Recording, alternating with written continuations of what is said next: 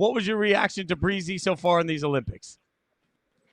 Well, I love it. I've always looked forward to watching Breezy shine on the world stage. She showed so much talent from a young age. And what a fun thing to get proposed to at the Olympics. I love the stories. I think that's what it's all about. We get to humanize the athletes as well as watch them compete at the highest level. So, congratulations, Breezy. So exciting and so happy. And you brought up the Super G event. I am not a skier, snowboarder, not anywhere close to being a Winter Olympian, right? So to me, ice is ice, snow is snow. But I've learned so much about how conditions play a huge factor in a lot of these events. They did play a big factor in the Super G event yesterday. So break that down for us. Um, how do the conditions get so bad out there? And how does that affect the athletes when an event is postponed?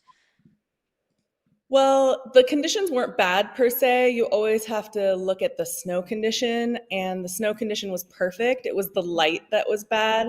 The light was very difficult. It was flat. When it's gray like that, it's hard to see the difference between the snow and the sky, which makes it hard to see the rollers. They do use blue dye, and Cortina is actually one of those events that's in the trees and in the rocks. So there's a lot of good visual references on the side of the hill. But Super G, you get one run and you almost reach the same speeds as downhill. So it's very difficult to anticipate. It was also set very turny and tactical, really favoring the more technical skiers rather than the full downhillers like the Breezy Johnsons on the tour. You could tell I actually am not sure what coach set, but you could tell that they were setting for the more technical skiers. And yeah, you really just never know what's going to happen in ski racing because it is an outdoor sport. You have the snow conditions changing, you don't know where you're going to start. It's never quite the same. So you have to be adaptable. And that's what I love about Super G is that anything can happen. So we were just talking to Apollo about sort of the timing and the training and making sure that you're peaking at the absolute right moment. What sort of impact does postponement have on everybody that was necessarily prepared in their minds and physically for a run that is now happening at a different time? Well, I mean, you have to deal with delays, of course, where that's kind of part of the game. And so you get better at it. You get your routines, you ramp yourself up, you bring yourself down.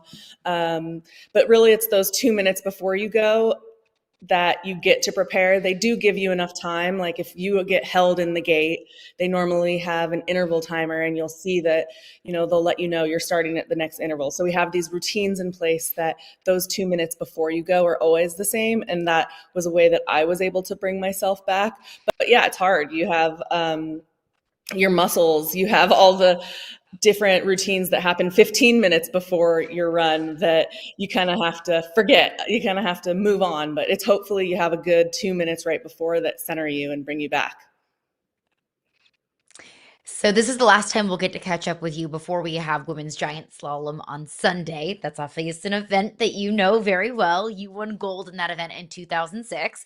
Mikaela Shiffrin finished fourth in that event in 2018. So what does she need to do to follow in your footsteps and win gold in that event on Sunday? Well, Cortina is a little bit of a glider's hill. So she's definitely going to have to find her speed. Her coaches know, Mikaela is one of the best athletes in the world and she's surrounded by the best trainers. So I'm sure they're aware of that. They're going to be training different speeds, higher speeds that she hasn't been doing as much this season. And she's really going to have to be clean. So I think that she learned a great lesson at the combined. She learned like all the girls, all the athletes are here to show up to the highest level and they're going to be pushing it. So I can't ski safe. I have to go out there and give it my all, especially this season. She has had that horrendous injury that she was coming back from in the giant slalom where she was actually impaled. And she talks a lot about how it's hard to get her mental strength back because you do everything, you envision like, okay, I can crash. I might, fall into a fence. I might hook my arm, and you're thinking about your feet. But the last thing that goes through your mind is that something from somewhere that you don't even know what it is. I'm pretty sure they still are not sure what happened, that could come stab you while you're crashing. So she's had a hard time to get over that mentally with the higher speeds. And so Giant Slalom has been tougher for her. She's going to have to go out there and do something she hasn't done this season and let it all go. But I think she knows that from getting fourth place in the combined.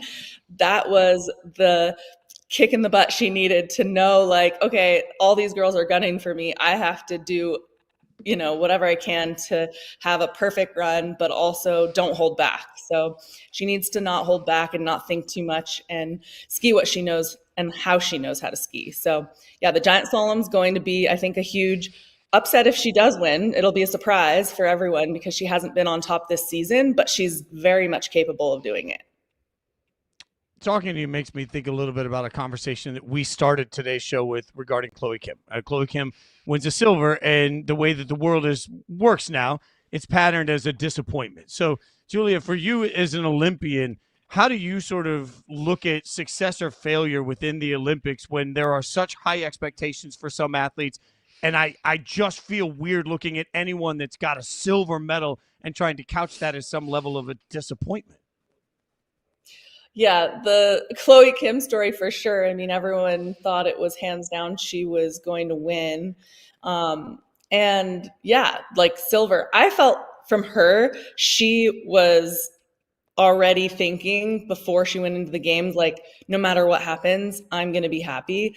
And I think that's something also that the public, they didn't really talk that much about how she was barely in the half pipe this season because of an injury. So being able to get that silver medal and actually finish a run out of 3, it looked really difficult for all the riders, but being able to finish and be really proud, I could tell she was proud, and I think it was very genuine. I think that we all have such high expectations for athletes because we want those hero stories and we build it up to be especially we want to see the unattainable happen. And so it's like sometimes when these athletes get silver, it's like, oh, you're just like us. We want to worship these heroes. But the reality is the Olympics, the snow, the conditions, it's a really hard sport. It's always changing. It's not just putting on your track shoes and running as fast as possible. There's so many variable conditions, and that's what's so beautiful about outdoor sports, but also what can be really hard. And it's you hear the athletes all the time, especially in skiing, talk about,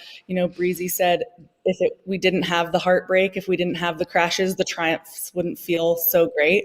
And it's so true. I mean, I think that the silver medal is probably for her a reason to celebrate the gold even more. But I mean, how incredible. 3 Olympic medals in 3 consecutive events where you only have the one event, it's just the half pipe. That's another crazy thing. You look at these other sports and you have so many more opportunities. In snowboarding and free skiing, like most of these athletes are just doing their one event. So that's even more pressure that nobody thinks about, Like when I was racing, I did the downhill and the Super G. I did and the Giant Slalom. We had anywhere from 3 to 5 events that there was a possibility. They were also different, but I still had that possibility. Chloe had one chance, one shot. So I feel like the stakes were even higher for her. You bring up what it kind of felt like her mentals were going into it, and it does feel like she had a certain amount of peace of no matter what the outcome was. I have to imagine that going into your 3rd Olympic Games, your psyche is much different than going into maybe your first. Did you experience that? What was the kind of mindset difference in your first Olympic Games versus your second, third, and fourth? Everything just feels so new when you go to your first Olympic Games. There's so much media, there's so much going on, and it's exciting. I was at my first Olympics when I was 17, and as a ski racer, they typically brought younger athletes that showed a lot of talent. So for me, I kind of knew I was there to experience it so that the next time it wouldn't feel so crazy. Chloe's sport, she was 17, I think, when she made her first Olympic debut to win. So every Olympic experience is different. I loved the energy of the Olympics. So when I was able to go and win the gold medal in Torino, it was just so fun because you had all the other sports. I really thrived off that. I loved the social part of it too. Maybe a little too much sometimes, not as much as Bodie Miller in those games, but um, we we like to have fun, and the Olympics just brought that extra energy and attention, and I loved it. But it's definitely different. You have the world stage, and also the pressure of your family. You have all your family there, which I loved too. But I think for a lot of athletes, it's like, wow, everyone came all this way to watch me, depending where the Olympics are. And so yeah, there's a ton of different pressure, but it's really amazing. It's really such a special, unique event, and I listen to all the stories of the athletes there this year, every year, and I'm just so grateful to have been a part of it because it's just such a fun experience for all these athletes to get to not only show up on the world stage to compete against each other, but to show the world what their sport is and what it takes to be a champion. We updated everybody yesterday on Lindsey Vonn posting on social media 3 surgeries on her legs, on her leg. What was your reaction to Lindsey in this process now? Wow, I mean, my reaction was, girl, you really did a number on yourself. I just honestly can't believe it. It's really like I mean, of course, there can always be a worse situation, but she really did a number on her leg. So I felt sad again. She's now in the hospital. I actually saw a post from her sister say it's incredible the things that actually bring you together. Although this wasn't the way they were planning on spending the Olympics, they've been able to really come together and have this time. And they found, the silver lining in it all. And that's what I feel when I see her messages. I feel a message of hope. I feel messages of no regrets and just, eventually putting one foot in front of the other. I think mentally, I guess that just sounded like the wrong thing to say in this moment, but mentally putting one foot in front of the other and taking it step by step. And she seems genuinely okay with everything that happened, and she's just looking forward to getting better. But yeah, I mean, the picture, it's really devastating. And I think of the pain she has to go through. And I mean, there was pain and hardship in her whole career, and that was the last way that I think any of us wanted it to finish. But she seems like she's in really good spirits, and that, I mean, if anyone can recover from this and keep a positive outlook, it's Lindsey. So she's teaching us all that anything can happen and you just have to stay positive.